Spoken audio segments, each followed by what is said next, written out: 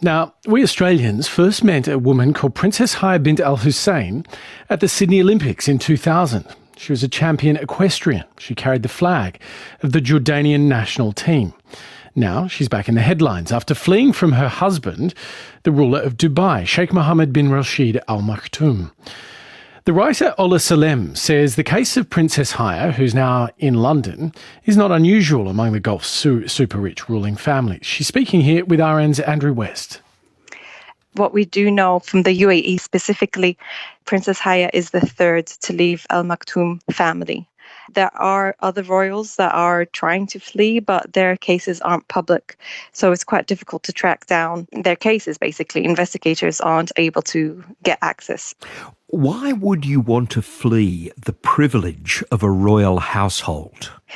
When people think of princesses, let alone Dubai, a place that's so progressive and glamorous, somehow people don't think it's possible for someone who has basically a fairy book tale story could want to leave. It's quite surprising. But in reality, they are as restricted as other women in the region.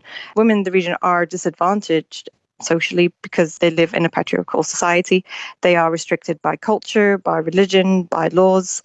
Basically, not a lot is on their side. Indeed, in a piece that you wrote recently for Foreign Policy magazine, you argue that many of these privileged women actually have the worst of the situations. Why is that?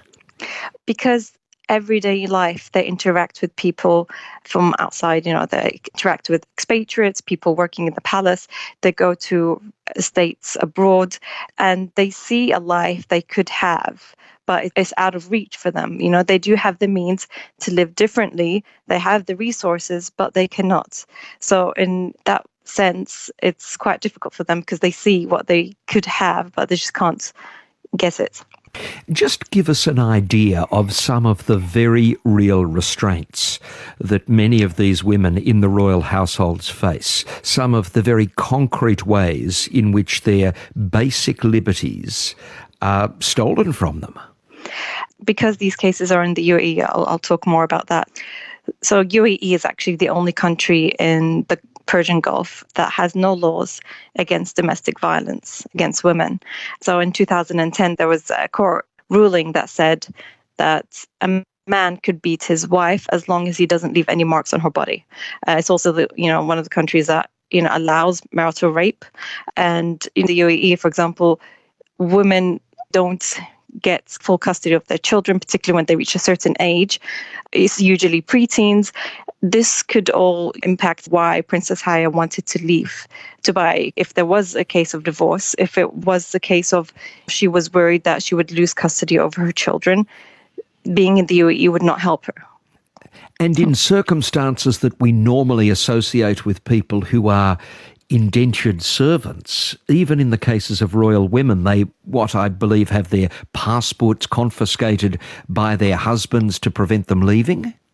Yes, according to Sharia or the laws, they actually can't travel with their children, for example, without the husband's approval, because it's the father who is the legal guardian.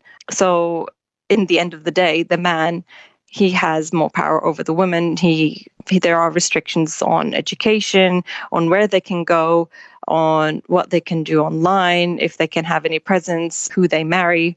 So there are a lot of restrictions. I mean, even some things as simple as cutting your hair. In the case of, for example, Mohammed, who we saw fled to Canada when she escaped from family. Although she's not a princess, she's the daughter of a governor from Saudi Arabia. And she was locked up after cutting her hair because her parents said she wouldn't then be appealing for men who, for marriage. Ola, you mentioned marriage there. My understanding is that many of these princesses are in fact part of polygamous marriages. They're often the fifth or the sixth wife. Is there a hierarchy among the wives? With wives, particularly with Arab rulers, they're not publicly known. For example, we may know Sheikh Mohammed's first wife, Princess Hind, but we wouldn't know the names necessarily of other wives. According to Islam, a man can only have 4 wives at a time, and we see a lot of stories saying Princess Haya is the 6th wife. Overall, she's the 6th wife, but he's not actually currently married to 6 women. Now, Ola, a lot of this, as you say, is about the culture, is about this notion of the patriarchy. How much of it is also about that very old-fashioned thing in divorce, and that is about money? Because we read where Princess Haya, for example, is now holed up in an £85 million home in London. Does it come down, in effect, to a lot of these princes not wanting to make settlements with former wives that will cost them a lot of money? That is true. I mean, divorce cases, particularly in the Arab region, you do find a lot of men not wanting to go to the courts to get a divorce from their wives because they want their wives to basically give up their rights. And that's when they tell them, okay, sure, I'll grant you the divorce then. Because there's a late dowry for a woman when she gets married to a man in the Arab world and the Muslim world. The man pays upfront dowry and then a dowry at divorce if divorce takes place.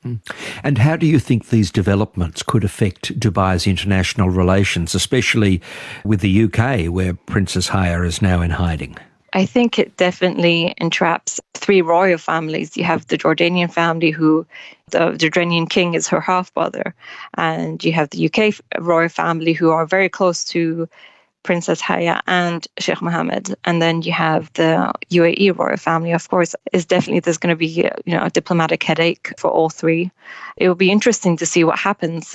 We hear there's a court case that's going to be in the UK's higher court on July 30th. So that will really reveal a lot if the case is solely on custody or is it about divorce or what exactly the situation is. That's British Egyptian writer Ola Salem speaking there with RN's Andrew West. And you can hear a longer version of that discussion at the Religion and Ethics Report homepage. It's available now on the RN website.